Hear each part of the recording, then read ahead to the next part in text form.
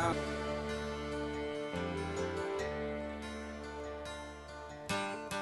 Hey, hey kids, where are you?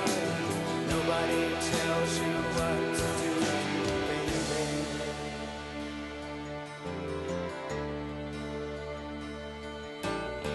Hey, hey kids, rock and roll. Nobody tells you where to go, baby. Baby.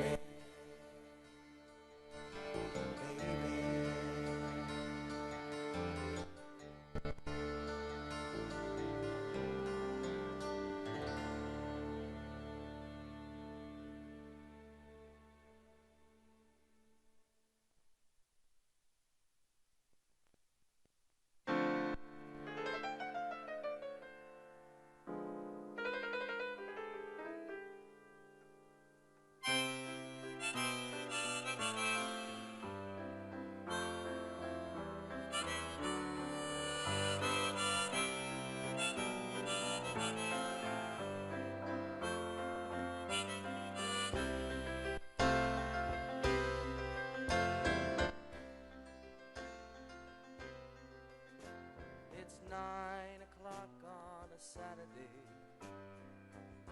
The regular crowd shuffles in. There's an old man sitting next to me, making love to his tonic and gin.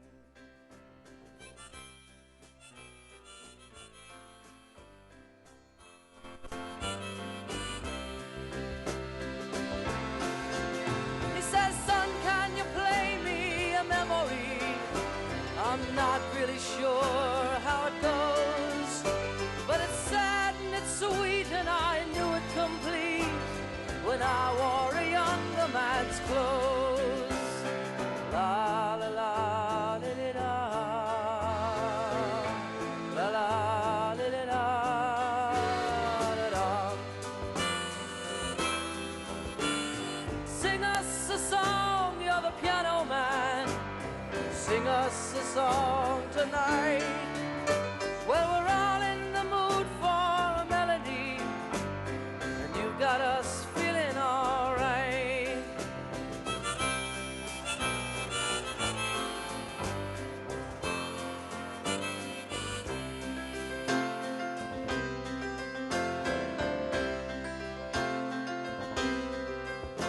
Now John at the bar is a friend of mine.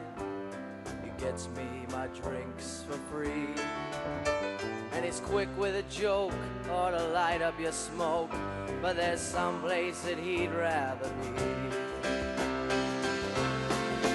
He says, Bill, I believe this is killing me, as a smile ran away from his face.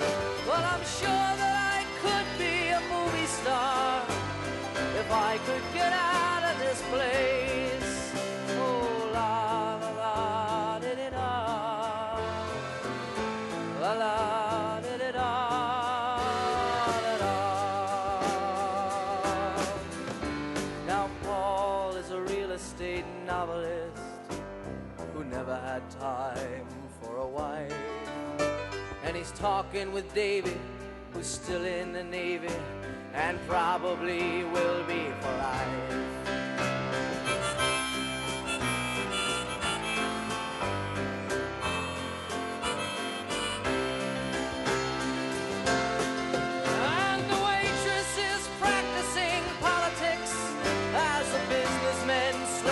Stoned. Yes, they're sharing a drink they call loneliness, but it's better than drinking alone.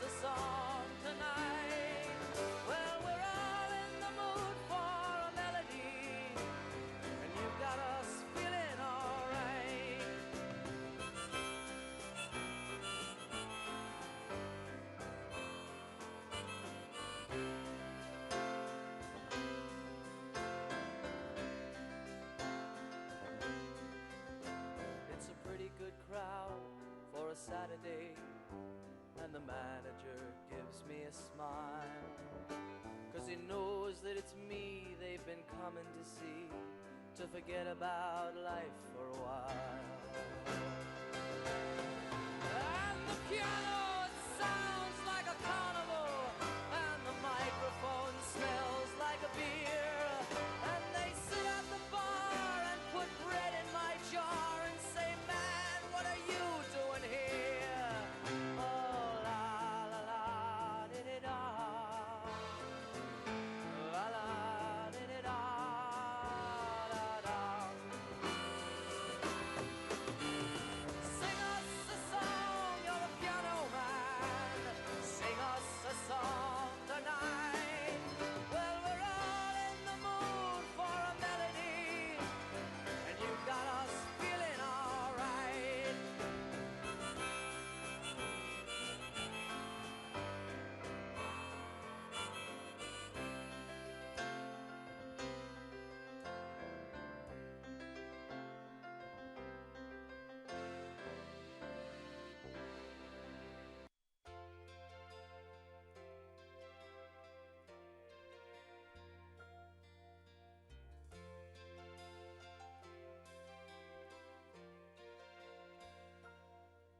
If tomorrow all the things were gone I'd worked for all my life, and I had to start again with just my children and my wife, I thank my lucky stars to be living here today, 'cause the flag still stands for freedom, and they can't take that away. And I'm proud to be an American, where at least I know I'm free. And I won't forget the men who died, who gave that right to me. And I gladly stand up next to you and defend her still today, 'cause there ain't no doubt I love this land. God bless the USA.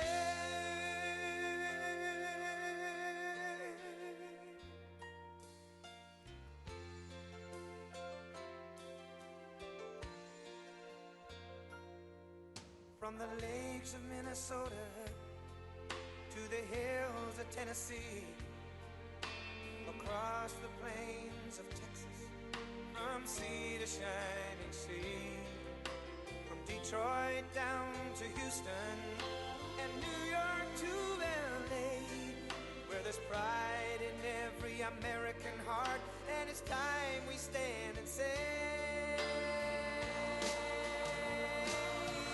that I'm proud to be an American, where at least I know I'm free. And I won't forget the men who died, who gave that right to me.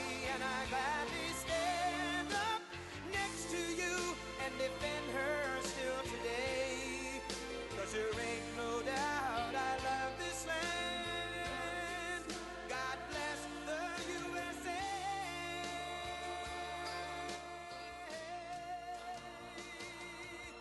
And I'm proud to be an American, where at least I know I'm free. And I won't forget the men who died, who gave that right to me. And I gladly stand up next to you and defend her still today, 'cause there ain't no doubt I love this land. God bless the USA.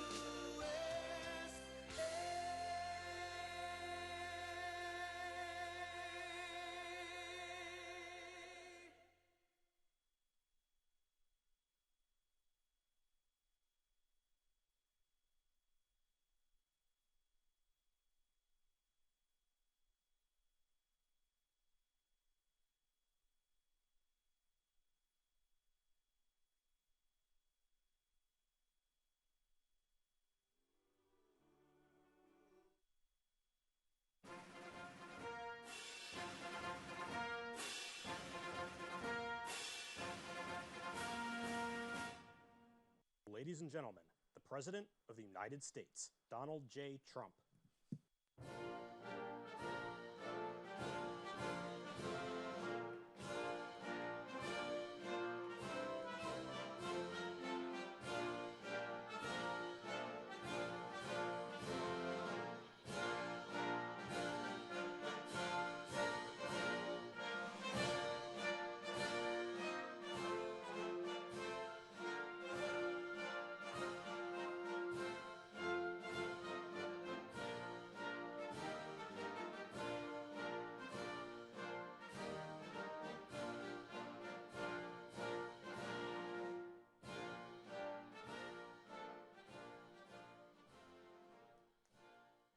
Well, thank you very much, everybody. It's a great honor to have you at this beautiful house. It's a beautiful house. There's no other house like it. I've seen them all, believe me, and this one is tops. But I'm thrilled to welcome all of you to the South Lawn for the single largest gathering of American farmers that the White House has ever seen, has ever had. And rain or shine, and you don't mind rain, shine. The one thing about farmers, they don't care about that weather. They get out there, it makes no difference. But rain or shine, no one is more grit or greater spirit than the American farmer. We love the American farmer. I just gave you $12 billion. I don't know if you know that or not. You make enough money, it doesn't matter to you, right?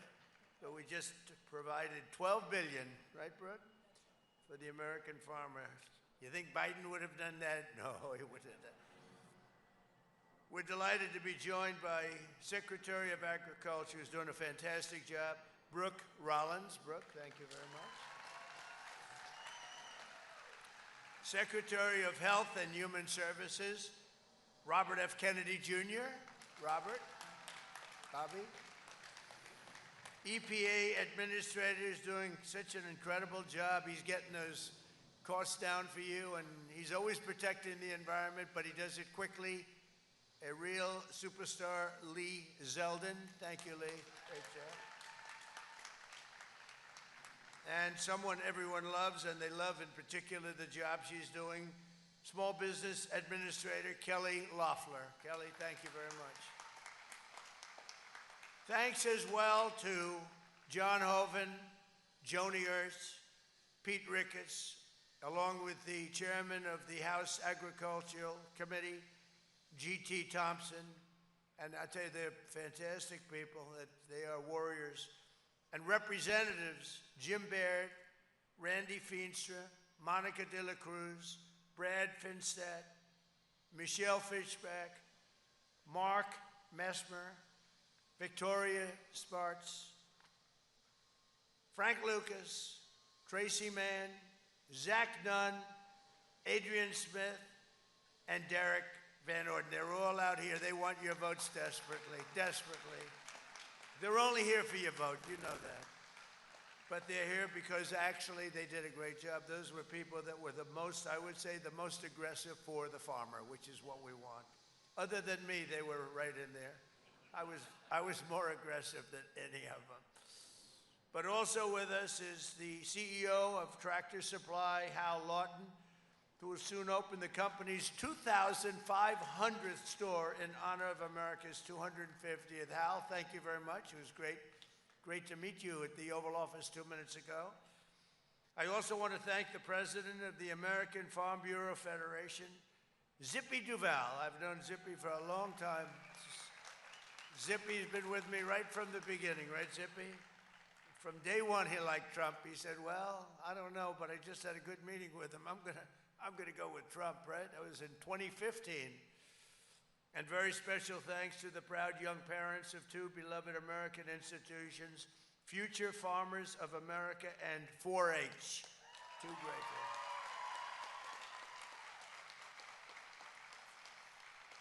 For 4 disastrous years before I took office, sleepy Joe Biden and the Democrats in Congress crushed America's farmers with the worst inflation in the history of our country. Prices were going through the roof. So bad, it was so bad what they had done to our country, and by the way, in so many other ways too, borders and everything else. But they crippled the American agriculture industry with brutal restrictions and failed to negotiate even a single new trade deal on your behalf. Not one trade deal was negotiated on your behalf during the Biden administration, and we happen to be the exact opposite. We have so many trade deals, we don't know what the hell to do with them. We need more lawyers.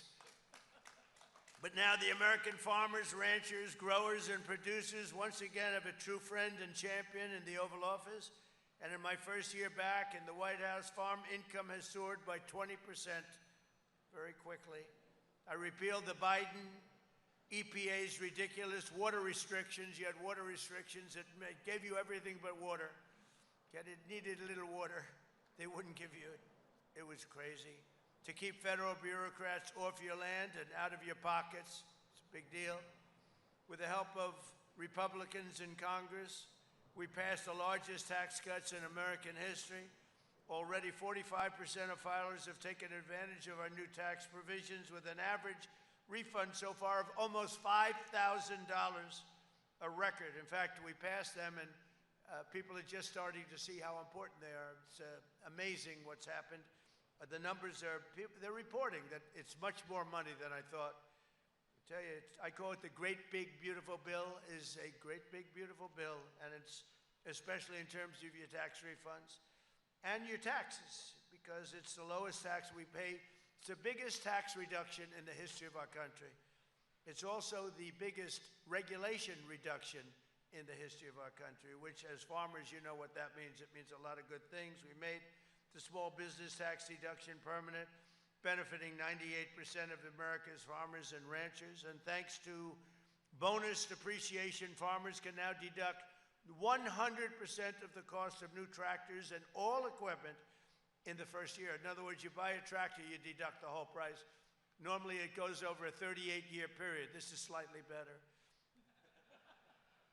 You got these tiny little deductions that weren't even worth it. Now you can do it at one time. Only Trump could have gotten you that one. That was a big thing. And in the first term, you know, we had the greatest economy in the history of our country in the first term. We are blowing them away right now. And by the way, we're doing really well in Iran, just so you understand. You know, I mean, how good is our military? How good is our military?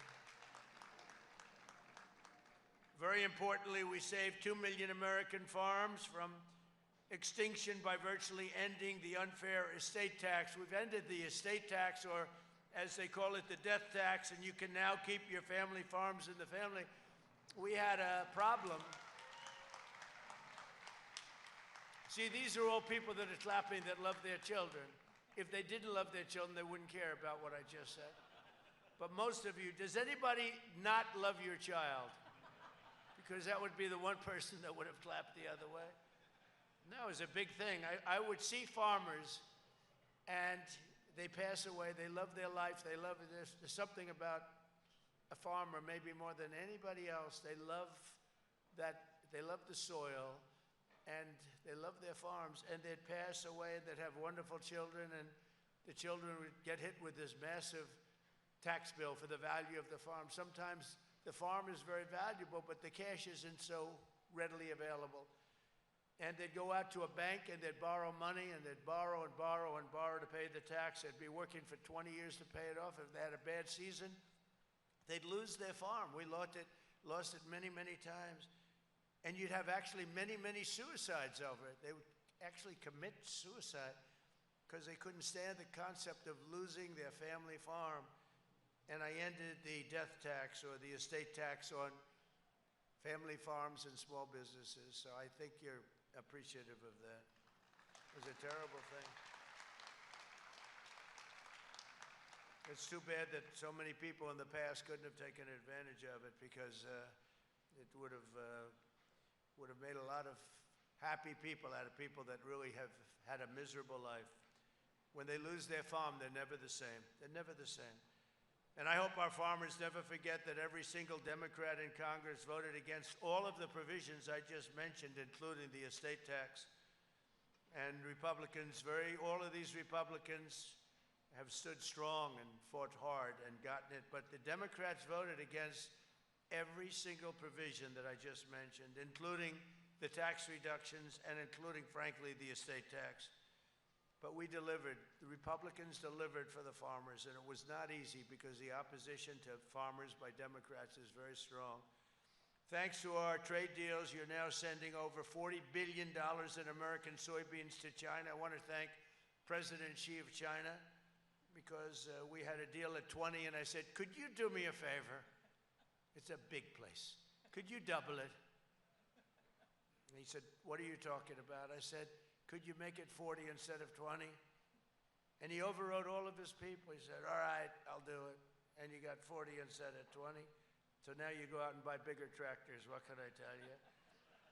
Remember when that was announced, everybody was surprised? Everybody thought it was going to be 20. He was very good. But the American soybeans are now being shipped to China in record amounts, and we expanded markets for American beef, dairy products, biofuels across Asia, Europe, South America, like we've never had before. Our farmers and agricultural producers do not want handouts. They really don't. The farmers come to my office a lot, and they just, sir, please just give us a level playing field. Others want more than that. They want everything. The farmers want a level playing field, and I talk about it all the time. That's all they want, because you were just the last 4 years before this one, before our great first year. We have records in so many categories, but during the past administration, you were treated really badly, and you were treated badly by the world because you had nobody that cared about defending you. But you want that fair shot and a level playing field, and I'm giving that to you, and I think I'm actually giving you much better than a level playing field. I'm giving you a field that goes like this. Makes it a lot easier for you, the things that we've done. And to further help farmers recovering from the Biden catastrophe, we use money taken from tariffs. The tariffs, we've taken in hundreds of billions of dollars from the tariffs. And as I said, we gave you $12 billion in farm relief. And that happened just recently because you were hurt by certain countries unfairly. And I said you were unfairly hurt, and we gave you $12 billion, and that made up for it. I'm also asking Congress to quickly pass the new farm bill, and today I'm promising to request additional farm relief for our great patriots in the next funding bill. So we have you taken care of in both instances, and we're pushing very hard for the new farm bill. The Democrats fight us. I don't know the Democrats fight us on farm bills, and they always have. They are not your natural politician. Any farmer that votes for a Democrat is crazy. They are brutal on the farmers. One of the Americans benefiting from our policies and new market access is Joel Vyrek, a fourth-generation farmer from Woolwich Township, New Jersey. Joel, he really has a great story to tell. Please, Joel, come up and tell that story.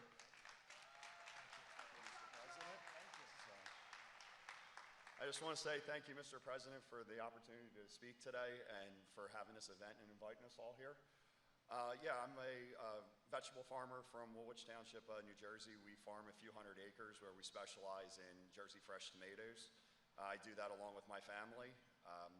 Also, I guess most importantly today, as you spoke about the Farm Bill, I just urge Congress to pass the Farm Bill. It's vital to everything that we do.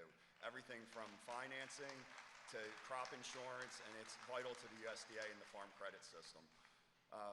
Also, we appreciate the bridge payments, your policy on trade, everything. It's going to help strengthen what we do. So I just want to thank you again for just everything you're doing to make America great again.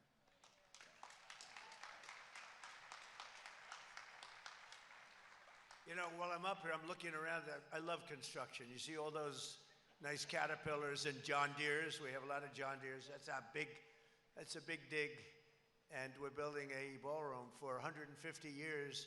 They've wanted, every president said, could we have a ballroom, please? A room where you could have a lot of people. So when the president of China, France, when somebody comes over from the UK, including the king, we have the king coming over very shortly, and King Charles. So we can have like a large room, because the White House is incredible, but it never had a ballroom. And we're building, that'll be the finest ballroom anywhere in the world when it's completed. And I'm just looking at the construction. In fact, if you don't mind, I'll walk over there and look for a little while. Then I'll come back and I'll continue to speak. I love construction. I love building beautiful things. But you're going to have something very, really tremendously. And thank you, Joel. And every day we're looking for new ways to support our farmers, reduce your costs, and to help lower the price of food for the American family. Last month, we issued a major new rule declaring that farmers have a right to repair your own equipment. Can you believe that one? And that action will save the typical farmer up to $30,000 on major repairs. I mean, I heard about this. I said, you got to be kidding. You don't have the right to fix. These guys can fix anything, but you didn't have the right to fix your own equipment. We ended that rather quickly, and now you do. And I did another thing, and I'll explain it in a second, because we had a ridiculous Washington restriction called the so-called diesel exhaust fluid requirement. Do you know about that? It was a basic disaster. Today, we're announcing new guidelines drastically limiting these ridiculous DEF rules, saving farmers and consumers billions and billions of dollars. And when I was in Iowa recently, I met a man who was the chairman of John Deere, great company. And I asked him, I said, could I ask you a question? We cut a lot of the restrictions, almost all of them, on cars. What have we done for tractors and trucks and different things that you use on the farms? He said, sir, they never got to us. They never did that. I said, well, we're going to have to, that was about 2 months ago. We've worked very hard, and Lee is working on that. It's a top priority. I told him, Lee Zeldin, a top priority. So when you buy a tractor today, you spend 50% of your time fixing the environmental impact statement garbage that's on the tractor. In fact, I buy a lot of things that having to do with farm equipment, where I own clubs and other things. And I said, give me 10-year-old equipment. Do you have any 10-year-old equipment that hasn't been used yet? And whenever they had it, I would buy it, because it was much better than the new stuff, which has so much environmental nonsense on it that it ends up costing thousands of dollars more to produce, and it doesn't work well. Too complicated. And then you'll get somebody that is a farm worker, and he's looking at heavy computerized environmental equipment, and you have where the tractor will turn off if the environmental equipment isn't working. It was an automatic turn off. It did absolutely nothing for the environment. It cost you $6,000, $7,000, $8,000 a machine. And to save fuel, many of you are working over massive deposits of fuel. To save a quarter of a glass of fuel, this much, just a little bit, they'll have 2 extra computers in it that never worked. And I said to the head of John Deere, is this a good thing or a bad thing? He said, sir, you have no idea how bad it is. It's made our tractors so complicated. You need a major degree from MIT in order to turn on a tractor. We want to go back to the old way, sir. And I said, I agree with you 100%. And we are working very hard and very quickly to get rid of the horrible chains placed on tractor suppliers. That's a beautiful tractor. That's a gold tractor. Somebody had me in mind. What's that all about? That's a hell of a tractor. I'm looking at this. That's a good one, too, red, white, and blue. But somebody really hit me with that one. That's beautiful. Wow. But so we are going to be, Lee, I think we can say, I know you're in the process, cutting out massive amounts of nonsense that are mandated to be put on your tractors and all of your trucks that costs you a fortune. And I know that they're going to do this, and I asked him, you got to promise me one thing.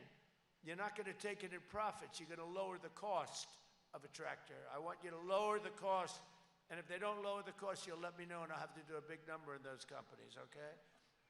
Because they're going to be able to very shortly produce a bigger, better tractor at substantially less money. It's going to be better. It's going to be a better tractor at substantially less money. It's going to be more reliable. It's not going to be turning off every 15 seconds because a computer went haywire that you don't need. You're going to have a better tractor for less money, but I want John Deere and Case and all of their great companies, Caterpillar. I want all of them. Got a lot of caterpillars in there all over the place. I look forward to seeing them later. But I want these companies to give it to you in the form of lower tractor and equipment costs.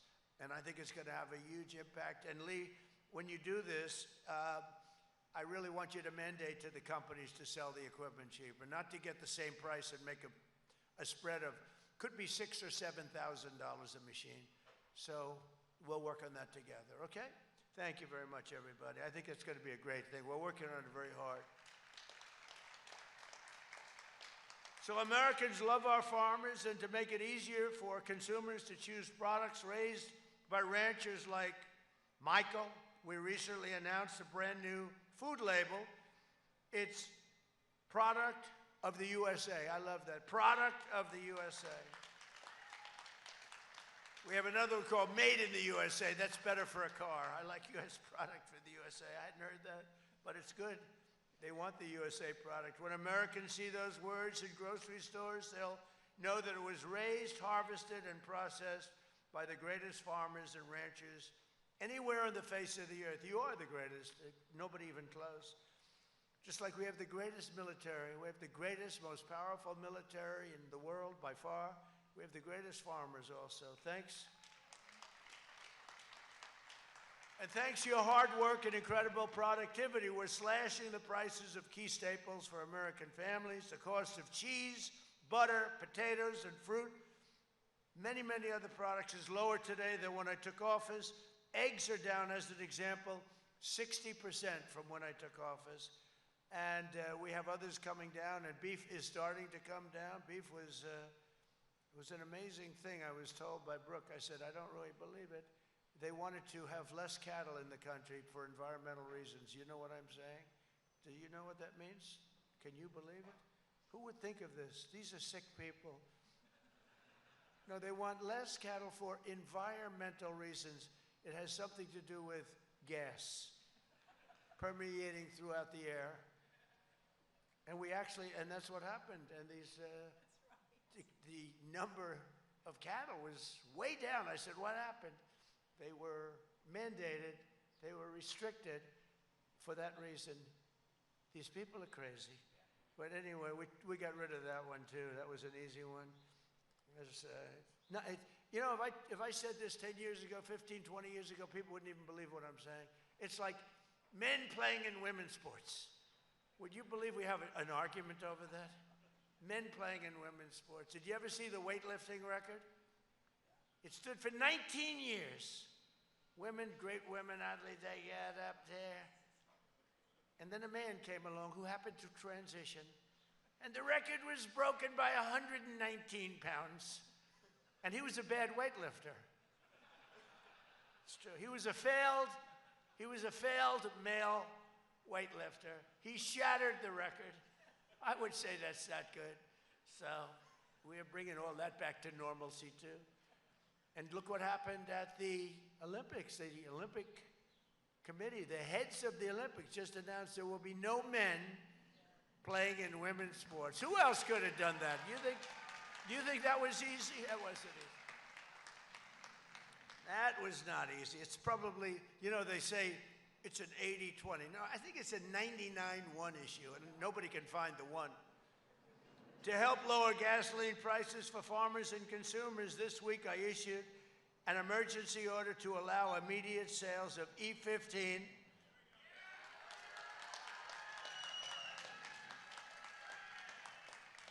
and just as I promised in the campaign, I'm seeking congressional action to allow E15 all year round, okay?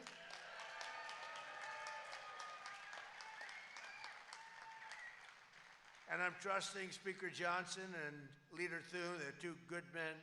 I'm trusting them to find a deal that works for farmers, consumers, and refiners, including small and mid-sized refiners. And they're going to send me a bill, and we should be able to get that done. We've worked with the refiners before, and we're going to get that done. Today, I'm also announcing a dramatic update to the renewable fuel standards for 2026 and 2027. A big problem, what they've done to you is, and the country, what they've done to the country is just incredible. The the environmentalists, I mean, they are terrorists. They were terrorists. I call them the environmental terrorists, and will now be requiring the highest volumes of renewable fuels in history. These new standards will generate over $10 billion of rural economic benefit, create an estimated 100,000 new jobs, and massively increase our nation's energy supply. It'll come right out of the farms. In addition, to help bring down grocery costs even more, today I'm pleased to announce that the Small Business Administration, that's Kelly, is opening up massive new loan guarantees for farmers and food suppliers, including vegetable farmers, grain farmers, and seed farmers, cattle, pig, and poultry producers, grocery wholesalers, and many more. So if you're in the industry, Kelly, you better get ready. You're going to be inundated, right? It's the first time that's happened. And you know, when they say she's the head of small business, when you add it all up, it's got to be the biggest, it's like the biggest bank in the world or something. It's nothing small about it. But you'll do a job, Kelly, right? Help them out, right? From Texas to Kansas, from Iowa to Idaho, and from Minnesota. Did I hear Minnesota? How is Minnesota doing? What's going on? What's going on in Minnesota with that crazy governor, that crooked, corrupt governor? How about the Attorney General? Do you think he's a dirty cop? You think he's a dirty cop? All right, we'll get Minnesota back. We'll take it back from Somalia. Now, do you believe these people come from Somalia? They have nothing. It's not. They come. Somalia is considered the worst country. It's not even a country, like the worst country in the world. The worst. They come over here, and they steal $19 billion.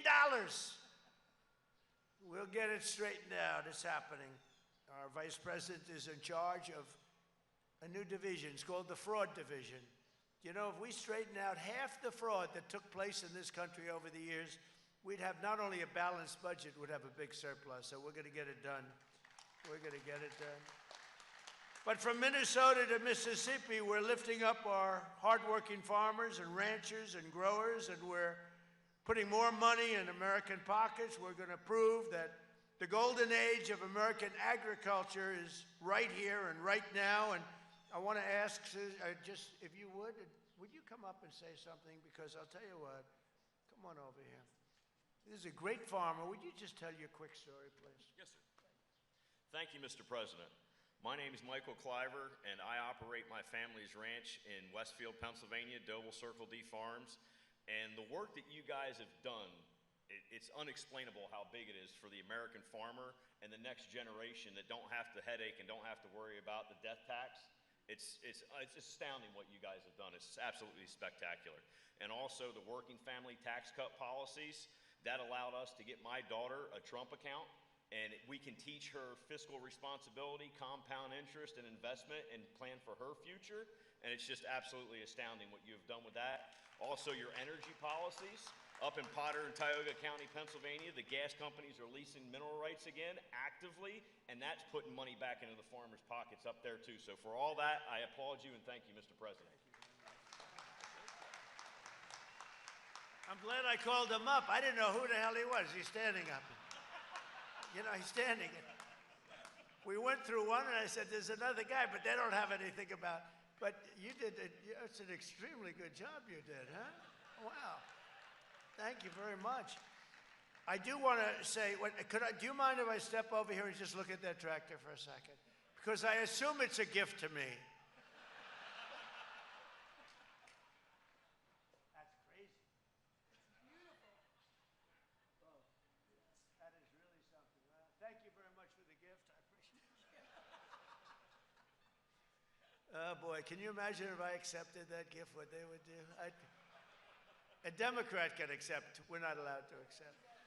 No, but that's a beautiful machine. We make the greatest machines. That's a beautiful, beautiful machine. I'd like to ask a very special woman to step up. You know, Brooke, I always said, could run any company in the world. She could run these big companies. She's a great executive. And we've talked about it. My wife's actually said, you know, Brooke could be an executive anywhere. That doesn't mean you're leaving, okay? But when I had a chance, I said, what about Department of Agriculture. I had no idea that she has like a PhD in agriculture. She went to school in agriculture. I would have put her there even if she didn't. But she's so highly trained, and she loves it, and she loves the farmers just like I do, and ranchers and everybody else having to do with this very special world that you live in. And Brooke has really been a star, and I want to thank you very much and say a few words. Thank you. Sir. Thank you. Oh, my goodness. Sir, the first thing I want to say is when we had that unexpected conversation about this job, November 21st of 2024, I've often said that sometimes you have plans for yourself, but then God and Donald Trump redirect your plan. 1 year in, I can't tell you the honor, the joy, the blessing of getting to fight every day. There is no better job than this. Even President, I believe, there is no better job than being your 33rd Secretary of Agriculture.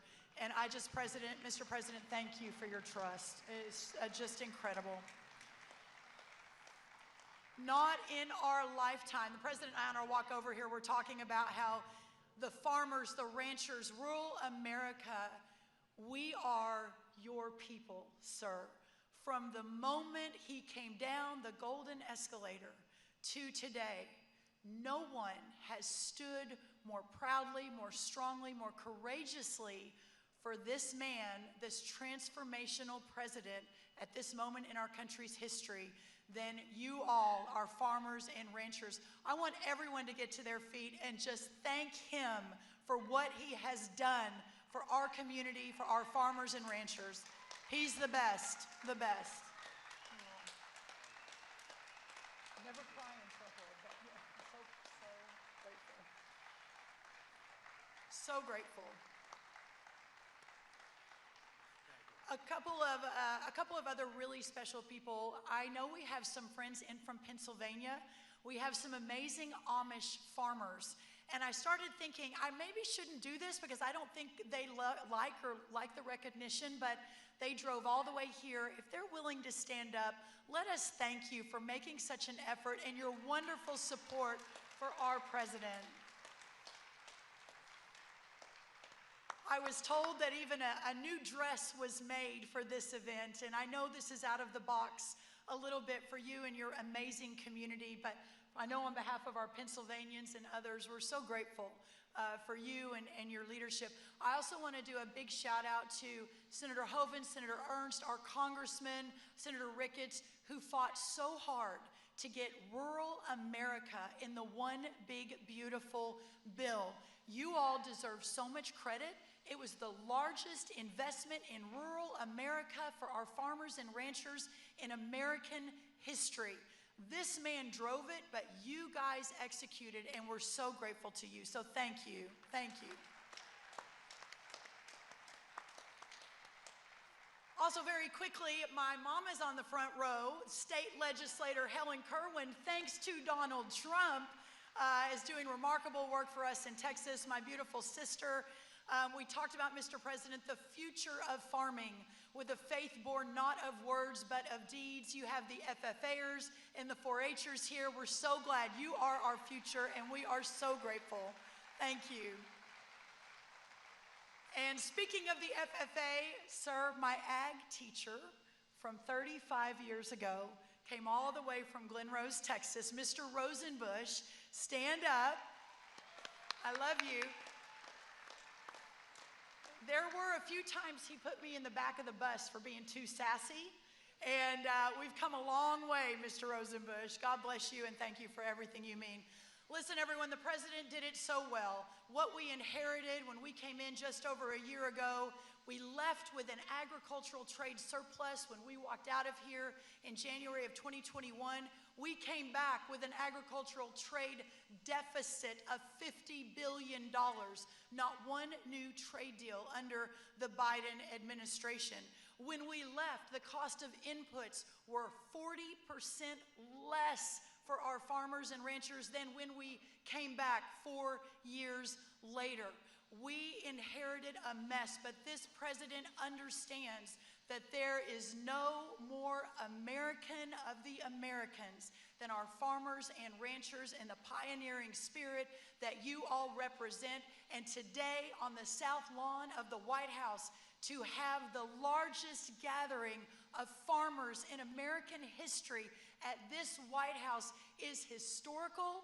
It will go down in the record books. I believe this president will be remembered as the president and our administration with Bobby, with Lee, and with Kelly, who are all here, my best friends from the cabinet, across the cabinet, as the moment in American history where we reversed the trend, where we stopped losing family farms, where we fought for rural America because it is the very, very best of who we are. And that began with this president, with his leadership, and we just couldn't be more grateful. God bless you, Donald Trump. God bless America, and God bless our farmers and ranchers. Thank you all. Thank you, sir.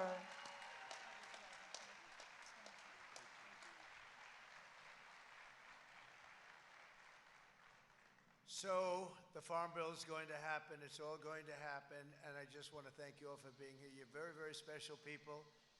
I'll never forget, we won like such a number, like nobody's ever won before. You voted for me.